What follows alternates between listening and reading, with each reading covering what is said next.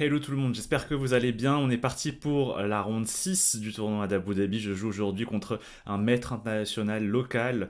Il s'appelle Al Hossani Omran. Donc on va l'appeler Omran. Et il commence ici Omran avec E4, ce sur quoi j'ai fait E5, prendre le centre, cavalier, F3 cavalier, F6 c'est la défense Petrov, qu'on appelle aussi défense russe. J'aurais pu jouer cavalier C6, c'est le coup le plus classique. Et là vous avez plein d'ouvertures. Fou B5, l'espagnol. Fou C4, l'italienne. D4, l'écossaise. Mais j'ai fait le choix de cavalier F6. En fait, je défends pas le pion E5, je viens contre-attaquer en attaquant le pion E4. Ce sur quoi il a pris en E5. J'ai fait D6 d'abord, c'est important ce coup. Il faut pas faire cavalier prend E4 parce qu'il y a des histoires de dame E2. Le cavalier se fait attaquer et si on le recule, bim, cavalier C6, échec à la découverte. Et ici, on perd la dame en D8. Et donc c'est pour ça que d'abord, on vient intercaler le petit D6, comme ça le cavalier s'en va et maintenant on mange le E4. La différence, c'est que si maintenant les blancs font dame E2, j'ai dame E7, et la dame défend directement le cavalier en E4. Donc sur cavalier prend E4, il a joué D4 pour prendre le centre, ce sur quoi j'ai fait D5 pour aussi prendre le centre, et puis ouvrir la voie de ce fou qui est mon mauvais fou un petit peu, là, quand il tapait sur le pion D6. Donc voilà, il joue fou D3, il développe ses pièces, je joue KC6, moi aussi je développe mes pièces, petit roc, et fou E7, je développe mon fou.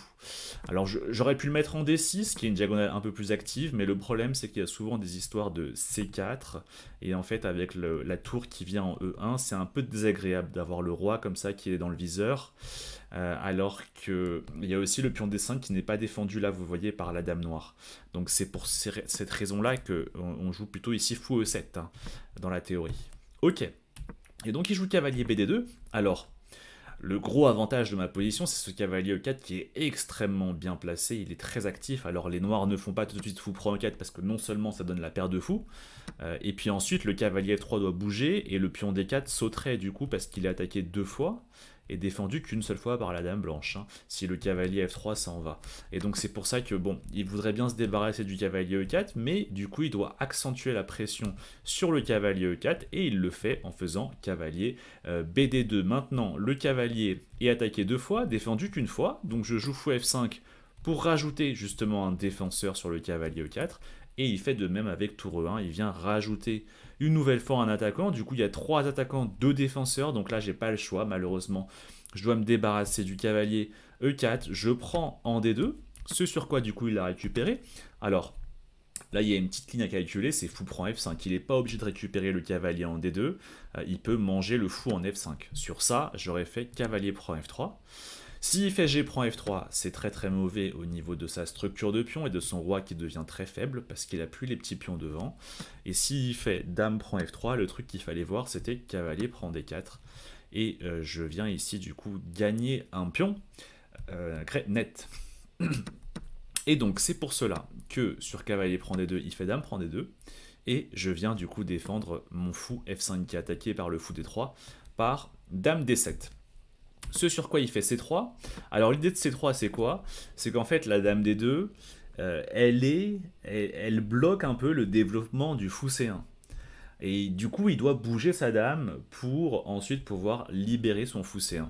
Le problème c'est que la dame n'a pas beaucoup de cases. Si vous la mettez en E2, probablement après un petit roc, vous allez faire face à une tour qui va débarquer en E8 et qui va avoir du coup dans le viseur la dame E2. C'est désagréable. Si la dame on la met en D1, bah c'est un peu dommage parce que c'est sur la case de départ et donc ça va gêner potentiellement l'arrivée d'une tour en A1 sur la colonne ouverte E.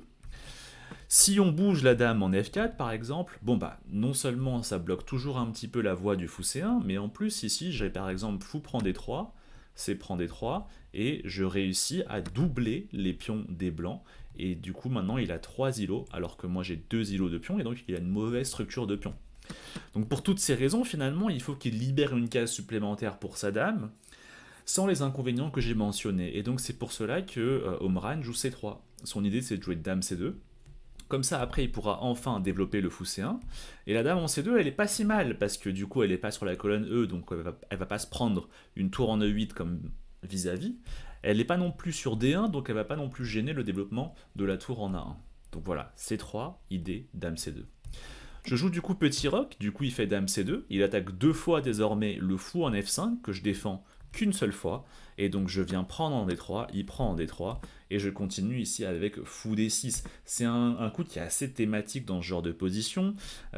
Ici, vous avez une magnifique diagonale pour le fou C1, qui est celle-ci, la diagonale H2 B8, et donc très souvent, on est content, si on peut, d'occuper directement la diagonale avant même que le fou adverse puisse venir dessus. Et donc du coup, fou D6, hein, ça vient priver le fou C1 de sa meilleure case, la case F4. Ce sur quoi il joue fou D2 pour développer le fou, mais du coup, vous voyez, c'est une case qui est un peu plus modeste que la case F4. Donc c'est une petite victoire pour moi. Et son idée à home run, c'est du coup de libérer la tour pour qu'elle puisse ensuite arriver sur la colonne E. Alors ici, bien sûr, il y avait un autre coup qui était assez critique et qu'il faut envisager. L'inconvénient de fou D6, c'est que le fou n'est plus en E7 pour contrôler la case G5. Et donc, sur fou D6, il fallait vraiment calculer cavalier G5. Parce que mine de rien, quand même, ça menace dame prend hachette, échec et mat. Bon, sur ce coup, cavalier G5, bien sûr pas H6, hein, ça change rien, il y a toujours dame hachette, échec et mat. Pas F5 non plus, parce que ça crée pas mal de trous. Vous voyez, il y a un trou maintenant sur la case E6, qui est assez dangereuse. Le cavalier pourrait débarquer en E6, ça peut être désagréable. La dame peut toujours venir en H3, menacer des échecs et mat. Ça peut être assez désagréable. Hein. Et donc, c'est pour cela que j'aurais plutôt envisagé de jouer G6. Et finalement, voilà, je pars l'échec et mat, dame prend hachette, et on voit pas trop comment les blancs vont continuer à menacer échec et mat. On peut penser à dame H3 pour menacer mat encore une nouvelle fois, mais déjà j'ai la dame qui pourrait s'échanger contre la dame H3. Ok, donc c'est pour ça qu'il joue fou D2 ici, home run, et du coup je joue cavalier E7. Alors quelle est l'idée de cavalier E7? En fait, souvent, dans cette structure, vous avez le cavalier C6 qui est mal placé. Cette structure de pion est très thématique. Vous la retrouvez dans énormément d'ouvertures. Ici, la défense Petrov. Vous la retrouvez dans la défense française, variante d'échange. Vous la retrouvez dans des berlinoises de l'espagnol. Et donc, finalement, c'est assez connu hein, que le cavalier C6 est mal placé quand il fait face à des pions en C3 et en D4. Pourquoi? Parce que le pion C3 contrôle B4, le pion D4 contrôle E5, et de base, les cases D4 et C3 sont pas accessibles. Hein. Et donc finalement, vous avez ce cavalier C6 qui est totalement dominé dans sa mobilité par ses pions devant en C3 et en D4. Et donc c'est pour cela que très souvent on va chercher à le recycler ailleurs pour qu'il ait un peu plus de cases actives à sa disposition. Aussi, il y a un autre problème, c'est que de par le fait que le cavalier est en C6, vous avez une sorte de manque de complémentarité entre les pions noirs. Ici, au niveau de l'aile dame, vous avez D5 qui est relativement isolé du reste des pions, ici en C7, B7 et A7. Et du coup, vous avez des thèmes, par exemple, de dame B5, qui peut arriver à tout moment et qui attaquerait en même temps B7 et D5. En jouant cavalier E7, je prépare plus tard la poussée C6 et du coup, j'aurai une magnifique chaîne de pions qui va se défendre mutuellement et qui sera extrêmement compacte et solide. Donc voilà, non seulement voilà, cavalier E7 c'est pour recycler mon cavalier, et aussi c'est pour préparer C6 et du coup avoir des pions qui sont vraiment harmonieux entre eux. Je joue cavalier E7 du coup, et ici Omran qui joue cavalier E5. Alors cavalier E5 ça vient profiter du fait que justement mon cavalier C6 ne contrôle plus la case E5. Je joue cavalier E7 et je joue cavalier E5. Mais ça j'avais prévu, je me suis dit bon je vais juste échanger en E5 qui va reprendre de la tour et puis je bouge le cavalier et finalement il ne s'est pas passé grand chose. On a échangé une paire de pièces mineures et voilà. Mais bon après vu la façon dont a joué Omran, donc Omran qui a 2300 Elo presque, qui est aussi maître international. Je pense qu'il doit avoir 22 ans, quelque chose, 20 ans, 22 ans, 23 ans.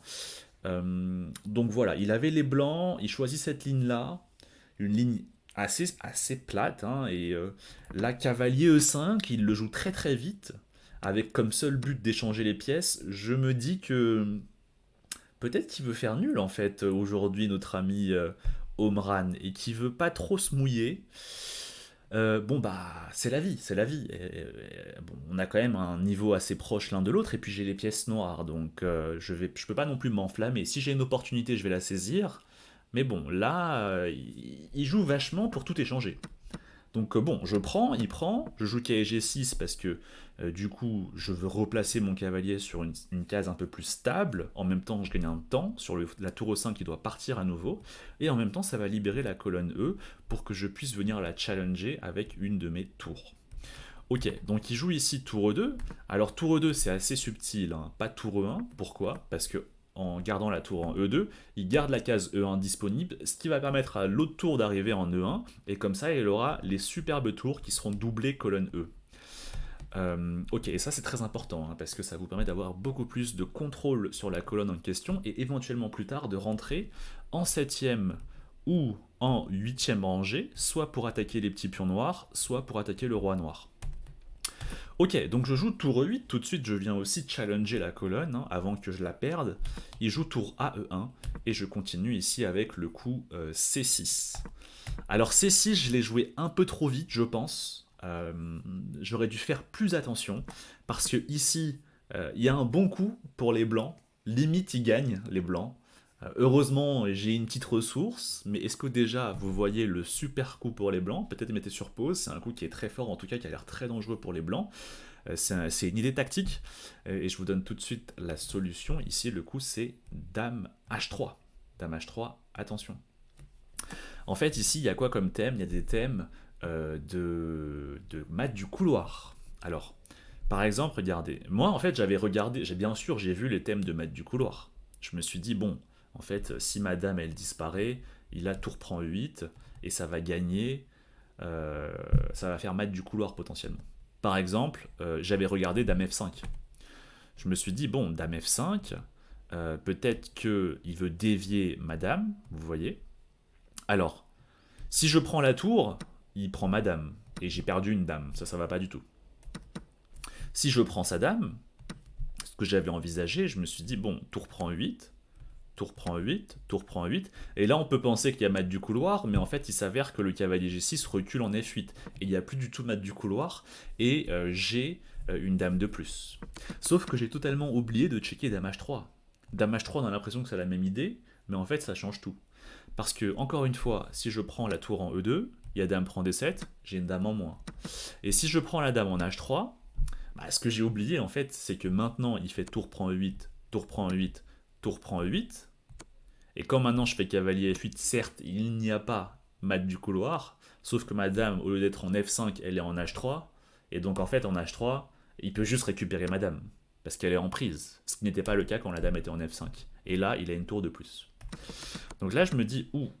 Enfin, en fait je joue C6, faisant pas trop. Enfin, j'ai beaucoup hésité entre F6 et C6. Alors, F6, l'idée étant de ramener le roi en F7. Parce qu'en fait, ici, vous voyez, on aimerait beaucoup tout échanger avec les noirs pour diminuer la pression qu'il y a ici très forte sur la colonne E. Donc, on pourrait se dire, bon, bah, j'aimerais bien faire tour prend E2. Sauf qu'il fait dame prend E2, il fait pas tour prend, E2, parce que s'il fait tour prend E2, il contrôle la case E8 qu'une seule fois, et donc je peux jouer tour E8, et finalement, moi aussi, je viens contrôler la colonne E, et donc c'est pour ça qu'il fait dame prend E2, et le problème de dame prend E2, c'est qu'il contrôle deux fois la case E8, et moi je la contrôle qu'une fois, et donc je ne peux pas jouer tour E8 pour venir challenger la colonne E. Et donc finalement, l'idée de F6, que j'ai hésité à jouer, c'est ça. C'est que, imaginez, il fait un coup neutre, maintenant je fais roi F7, et imaginez, il rejoue un coup neutre. Maintenant, c'est quoi la nuance? C'est que maintenant, quand je prends en E2 et qu'il prend de la dame, certes, il contrôle toujours deux fois la case E8, mais grâce au roi que j'ai amené en F7, désormais, moi aussi, je contrôle deux fois la case E8, et donc je peux jouer tour E8 pour venir également challenger la colonne E. Donc c'était mon idée avec F6, j'aurais dû le jouer en réalité. Mais je pensais que ça changeait pas grand chose, donc j'ai joué C6 à la place. Là, je joue chez C6, je me lève, mon adversaire n'était pas encore à l'échiquier, il était parti aux toilettes, je pense. Et je reviens sur l'échiquier et je regarde et je me dis, mais il n'y a pas de dame H3 là? Je regarde l'échiquier, je vois dame H3 et je me dis, euh, non mais je suis foutu. Je me dis que je suis foutu. Je me dis, non mais c'est incroyable. Le gars en face voulait juste faire match nul. On s'apprêtait à tout échanger et faire match nul. ce qui me dérange pas tellement parce qu'il est maître international, il a plus ou moins le même classement, j'ai les pièces noires, ça va. Au lieu de ça, je joue C6, je fais une énorme gaffe et je lui livre la partie sur un plateau. Donc je me dis, dame H3, mais qu'est-ce que je fais? Donc là, je reste debout, devant mon échiquier, je commence à calculer et je me dis, ok, bon, bah, comme je vous ai montré, dame prend H3, je perds une dame, enfin, je perds une tour à la fin. Donc je me suis dit, bon, il faut que je bouge la dame. Sauf que, en fait, peu importe où je bouge la dame, si je la bouge ici, le problème c'est qu'il y a tour prend E8, je perds une dame. Si je bouge ma dame en D6 ou en C7, le problème c'est que la dame ne défend plus la tour E8. Donc il y a tour prend E8, je perds une tour. Si je bouge ma dame colonne E, bien sûr, je me fais manger par la tour. Et donc je ne peux pas bouger ma dame. Je ne peux pas non plus prendre la dame, parce que comme je vous l'ai montré, à la fin de la ligne, tour prend 8, tour prend 8, tour prend 8, G prend H3, je perds, j'ai une tour en moins. Enfin, cavalier F8, G prend H3, j'ai une tour en moins. Donc je me dis, bon, bah le seul coup, c'est d'empêcher que la dame attaque la dame D7, et donc c'est de jouer F5. Je me dis, bon, F5, le problème c'est qu'il peut gagner un pion. Parce qu'il attaque ici le pion F5 qui est défendu par la dame D7, mais du coup il peut forcer ma dame D7 à partir ailleurs en faisant tour prend E8, tour prend E8, tour prend E8, dame prend E8, et du coup vous voyez grâce à l'échange général en E8, ma dame n'est plus en D7 pour défendre le pion F5, donc le pion saute, donc dans ma tête je calcule ça devant mon échiquier, et là je me dis bon j'ai un pion de moins, il faut vraiment que je trouve du contre-jeu, donc dame E2, dame E2, j'attaque le fou D2. Si le fou il bouge en E3, il y a dame D1 échec et mat. Si le fou bouge en C1, il y a dame E1 échec et mat. Donc il n'a pas le choix, il doit défendre le fou D2. Alors s'il le défend avec dame. Le seul coup pour défendre le fou D2, c'est dame C2. Comme ça, il défend le fou D2. Là, je dois continuer. Cavalier F4. Donc je calcule ça dans ma tête, devant mon échiquier, debout. Je me dis cavalier F4, en fait, il ne peut pas prendre le cavalier parce que sa dame serait en prise. Donc le fou D2 est cloué. Et en fait, au prochain coup, je menace cavalier D2, cavalier D3, suivi de dame prend F2. Échec et mat, quasiment. Le truc, c'est que du coup, il peut pas bouger le fou parce qu'à chaque fois, il perd la dame C2. Donc peut-être qu'il va bouger la dame en C1, comme ça, au prochain coup, il va jouer dame E1 pour se débarrasser de ma dame E2 qui est très très forte. Et après, il aura juste un pion de plus en finale. Sauf que là, je calcule et je me dis, ah, il y a cavalier D3. Cavalier D3, je menace en même temps la dame C1 et le pion en F2. Et s'il défend le pion en F2 pour empêcher dame prend F2, et ben je gagne le fou. Et donc là, je me dis, ah ouf, ça va. Donc en gros, voilà, je joue C6, je me lève, je marche un petit peu dans la salle, je reviens dans mon échiquier, je reste debout, je regarde un peu l'échiquier par curiosité, et tout d'un coup, je me dis, mais il y a dame H3. Je me dis, il y a dame H3, et là, tout d'un coup, je panique, et je calcule toute cette ligne que je viens de vous montrer, et du coup, vous voyez celle avec F5, etc. Et je me dis, je le calcule debout, et je me dis, donc, vous voyez cette ligne-là, voilà, cette ligne-là, je l'ai calculée, debout, devant mon échiquier, et là, je me dis, oh, j'ai de la chance. Heureusement, il y a F5, et ça tient. Mais bon, après, après je fais du bluff, hein, c'est-à-dire que je fais comme si j'avais tout vu. Mais bon, déjà, je suis rassuré, je me dis, bon, en fait, c'est pas si grave que ça, j'ai eu de la chance. Et du coup, bah, je m'en vais, je reviens me promener dans la salle. Et bon, bah, bien sûr, quand même, Omran qui est quand même 2300 mètres international, bon, bah, il trouve quand même le coup, hein, il me joue dame H3. Mais bon, je réponds très vite F5 pour faire genre j'avais tout vu. Donc je lui dis, mais bien sûr, il y a F5. Donc je joue F5. Et là, du coup, Omran calcule la même ligne que j'ai calculée devant l'échiquier debout. Et lui aussi conclut qu'il n'y a pas grand-chose. Et donc il se dit, bon, eh bah, de toute façon, Omran voulait faire match nul depuis le début. Enfin, ça se voit à l'ouverture qu'il a choisie, au cavalier E5 qu'il a joué. Donc bon, on n'avait pas l'impression qu'il voulait chercher à pousser beaucoup cette partie. Donc il revient en D3. Et donc bon, là, je prends E2. Parce qu'il y a une très forte pression quand même sur la colonne E, donc je dois la diminuer cette pression. Donc je prends une fois en E2, il prend de la dame et je mets la tour en F8. Je me dis, bon, peut-être que je peux commencer à trouver du jeu. C'est-à-dire que je vais peut-être pousser des F4, peut-être ramener la dame en F5, peut-être un H6, roi H7, et peut-être commencer à développer une initiative au niveau de l'aile roi. Là, Omran, il fait le choix de G3. G3, donc je joue tour F7. Bon, c'est quoi l'idée de tour F7? C'est, je sais plus trop en réalité, mais si je joue F4, un coup que j'avais regardé, le problème c'est probablement, il me semble, quelque chose comme Dame E6 échec, Dame prend E6, Tour prend E6, et cette position, je la trouvais légèrement plus favorable pour les blancs. Parce que si je prends, bah, par exemple, il peut reprendre comme ça, et bon, je préfère un petit peu le fou par rapport au cavalier, et la tour aussi c'est quand même assez active. C'est pas grand chose bien sûr, mais je la trouvais légèrement plus confortable pour, euh, pour les blancs cette finale. Et donc je me suis dit je vais jouer tour F7, mais je sais plus trop exactement pourquoi en réalité. Bon après c'est un petit coup d'attente solide en même temps. Ok, et ici je joue dame E8, bon bah fidèle à sa philosophie et à sa stratégie depuis le début de la partie, hein, c'est-à-dire que bon, il veut tout échanger. Donc il joue dame E8, je prends, il prend, je joue tour F8. Alors bien sûr pas cavalier F8, hein, là ce serait gravissime, parce qu'on laisse la tour E8 en 8ème rangée, et la tour va commencer à venir harceler tous mes petits pions un par un. Ici c'est gros avantage pour les blancs. Donc c'est bien sûr, il faut jouer tour F8 hein, pour tout de suite dire à la tour E8 qu'elle doit partir de la 8ème ou de la 7ème, parce que c'est chez moi, et pour lui du coup empêcher la tour de venir attaquer mes pions par derrière. Donc là il prend, je prends, et on arrive dans cette finale où vraiment voilà, il n'y a pas grand chose. Il n'y a pas grand chose, il replace son fou sur le fou, la case E5 où il est vraiment pas mal, et moi voilà, ici on fait match nul. Donc voilà, partie solide. Je pense que si on fait le rapport de partie, il n'y a pas grand chose à signaler. On va regarder, peut-être regardons hein, ce F5 qui m'a causé quelques frayeurs.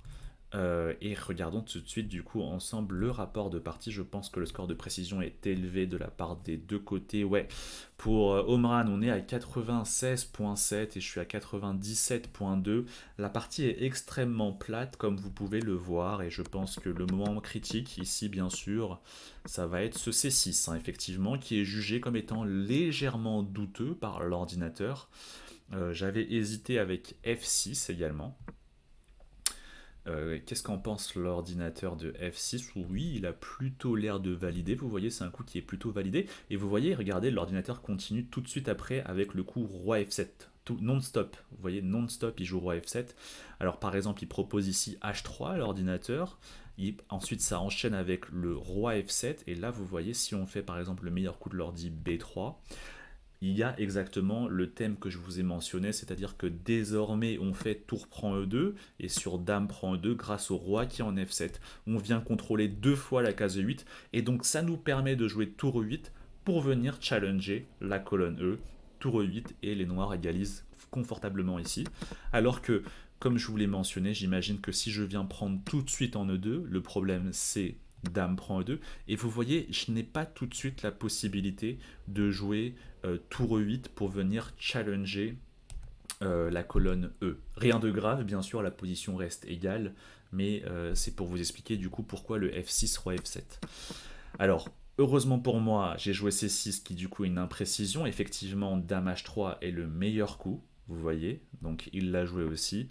Et pourquoi c'est grave? Et bah vous voyez, voilà, c'est ça. C'est-à-dire que si je n'ai pas F5, je suis relativement mal dans cette position à cause des tactiques basées sur le mat du couloir. Donc heureusement pour moi, j'ai ici le coup F5 après Dame D3 et voilà la position qui s'aplanit pas mal.